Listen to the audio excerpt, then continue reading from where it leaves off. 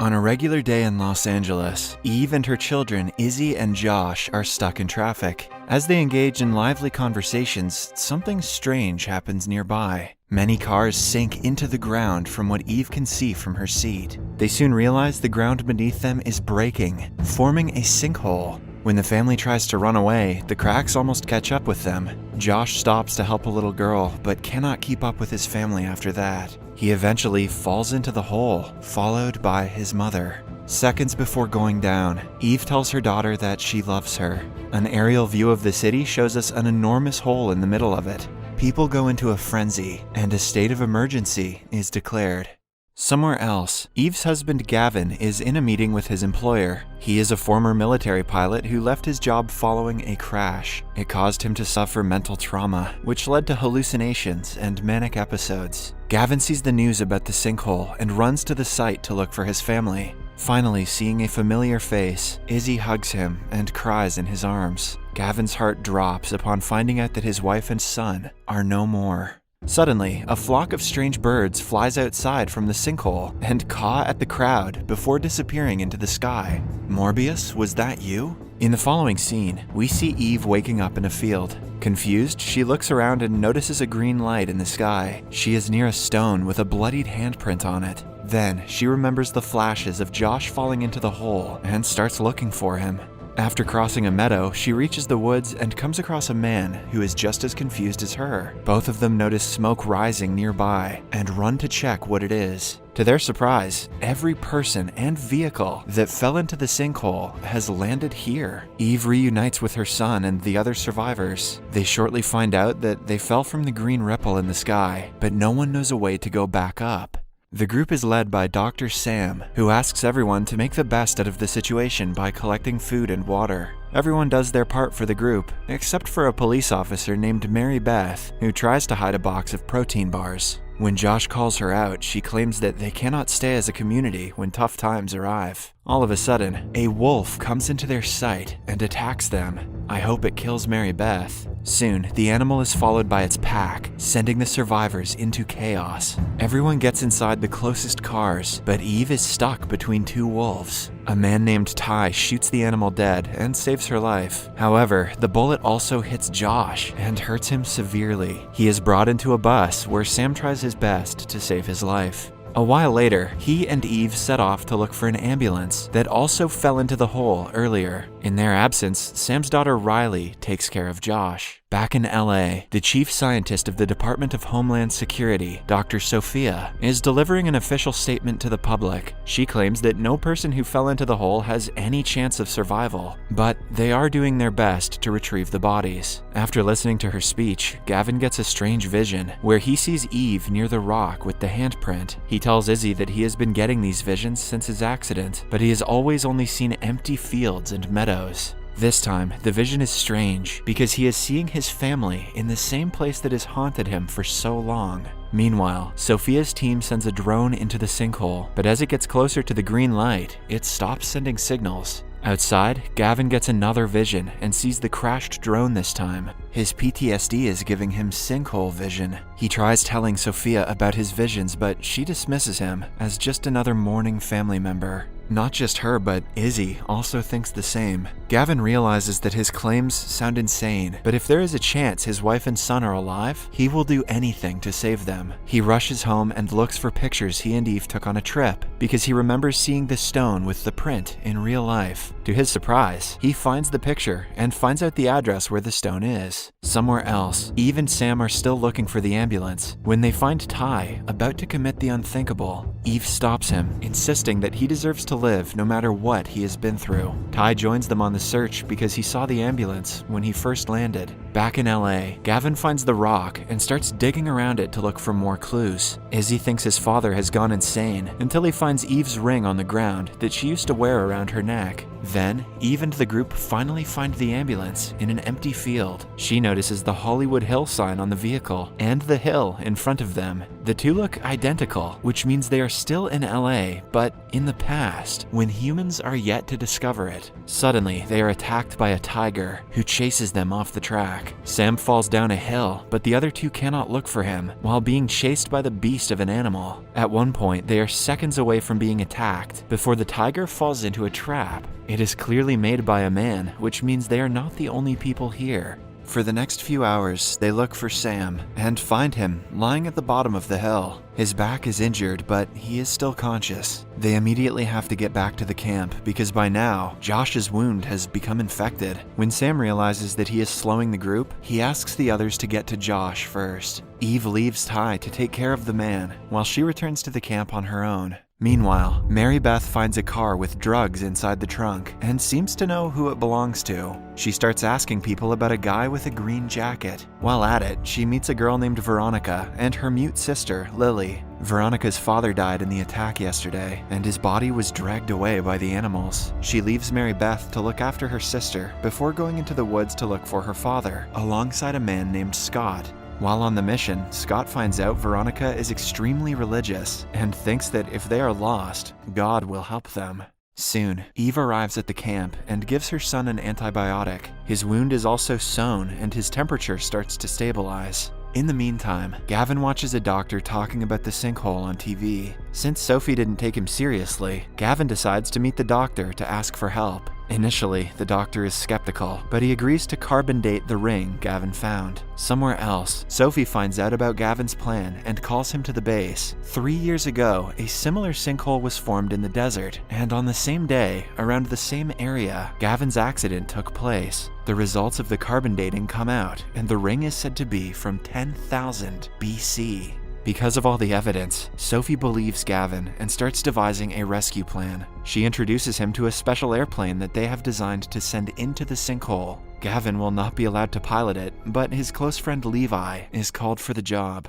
Back in 10,000 BC, Veronica and Scott come across a bunch of camels about to walk into a tar pit. Scott stops them and saves their lives. At the same time, they see Veronica's father's corpse in the middle of a palm symbol made of stones. In the woods, Sam and Ty meet a man named Lucas. When they reach the camp, we find out that Lucas is Mary Beth's son and a drug dealer. They are not on good terms, but Mary Beth is protective of him. Riley takes care of Sam and his back injury alongside Scott. They use the drugs they found in one of the cars as an anesthetic. When Scott returns, he tells everyone that they are in 10,000 BC. He is an anthropology graduate who knows that 8 camel remains were rescued from tar pits a month ago. Those were the same 8 camels he saved earlier. Yeah, that checks out and doesn't sound like bullshit at all. Lucas refuses to believe him and sets out on his own journey to look for a way out. Mary Beth follows him, and the two eventually reach a trap that was definitely made by a human. Meanwhile, Eve and Ty also set off to search for food, but while hunting, they come across a bear. It chases them into the cave, where their life is saved. However, the opening to the cave is blocked by stones, and they are stuck inside.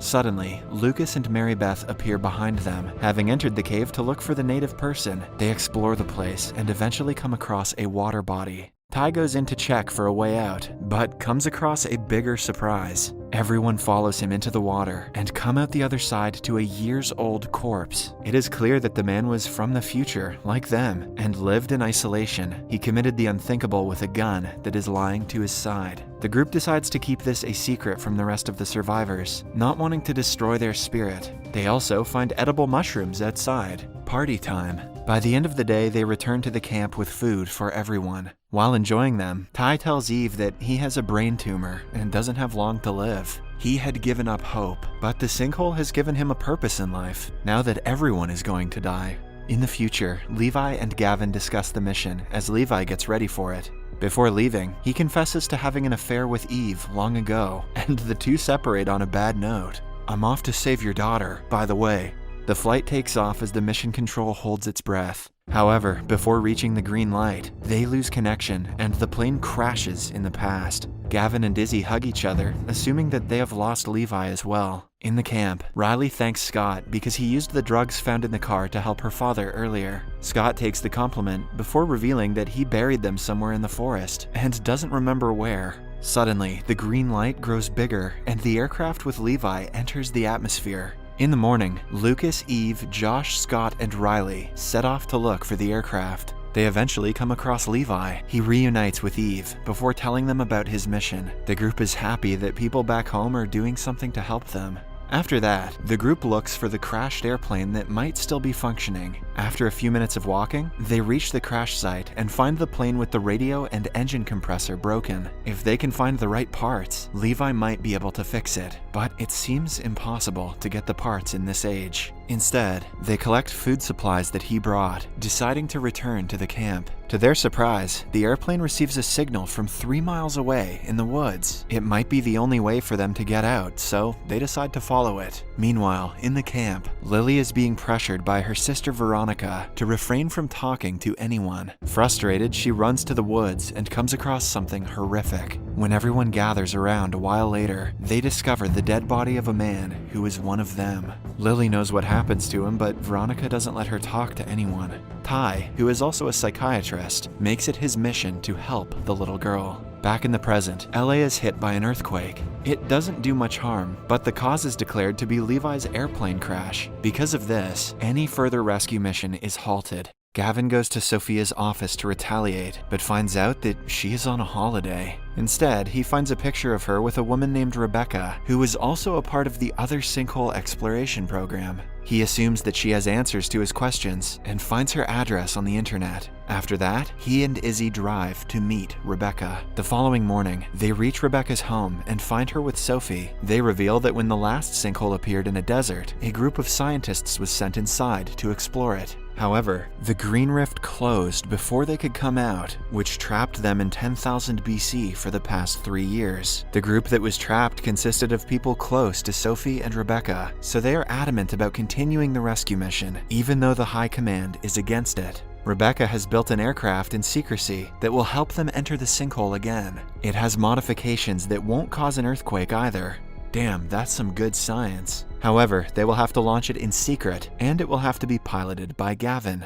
In the camp, Ty sits Lily down and asks her questions about what she saw yesterday. Veronica insists that she cannot speak, but Lily proves her wrong by saying that she saw an old man where the dead body was found. As she tells them this, the said old man is watching them from the woods. Somewhere else, Lucas finds out that his stash of drugs was hidden by Scott and follows him everywhere since the drugs were worth a lot. The group eventually reaches a fort-like place, clearly built by a civilization. Scott assumes that it is an indigenous civilization of the past. The place is also the location where the signal is coming from. They enter the fort and separate into groups of 2 to look for the source. Josh and Riley end up in a room with a secret door that leads them outside the fort. Meanwhile, Eve and Levi go to a strange building where a dead body lies inside of a palm-shaped mark made with stones. Levi reveals that his mission was also to find the scientists who disappeared 3 years ago, and the dead man is one of them. At the same time, Lucas and Scott get into an argument when Lucas finds out Scott lost his stash. Suddenly, they are attacked by a native of the fort who knocks them both out.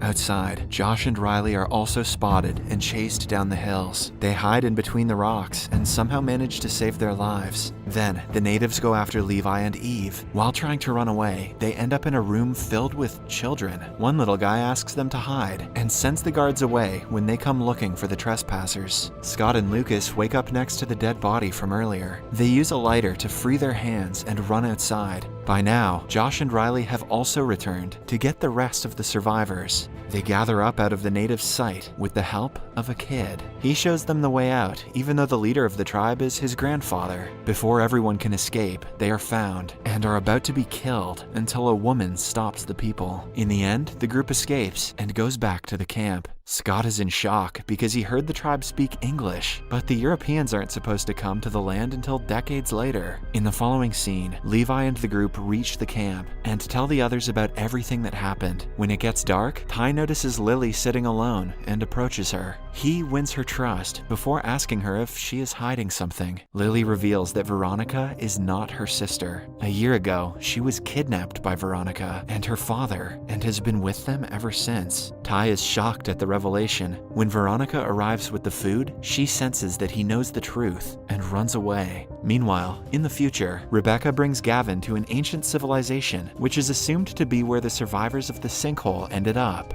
This is proven when they find an ancient letter from Eve, apologizing to Gavin for not believing his hallucinations. Gavin is also told that he has to pilot the plane into the sinkhole today, or else it will close the next evening, and the others will remain trapped in the past. Seriously, where is the science coming from in this show? There is a chance that he will never return, but Izzy allows him to go, regardless.